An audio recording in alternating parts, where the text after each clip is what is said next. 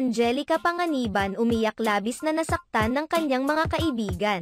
Angelica Panganiban, may inamin kay Camille Prats patungkol sa kanyang mga kaibigan. Sumang-ayon si Camille Prats sa naging pahayag ni Angelica Panganiban na minsan ay naisasantabi ang pangangailangan ng isang ina kapag may bago itong silang nasanggol. Kaugnay ito sa isang social media post ni Angelica kung saan naglabas siya ng kanyang hinanakit sa pambabaliwala umano sa kanya ng kanyang mga kaibigan dahil sa amila na lamang umano ang palaging kinukumusta ng mga ito.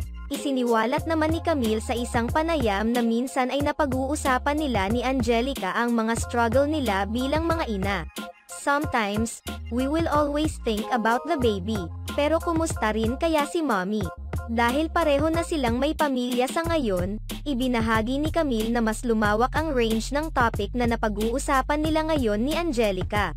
Nagsimula ang friendship ni na Camille at Angelica Panganiban noong mga bata pa sila dahil pareho silang pumasok sa showbiz sa murang edad. Ang nakakatandang kapatid din ni Camille na si John Prats ang tinuturing male best friend ni Angelica.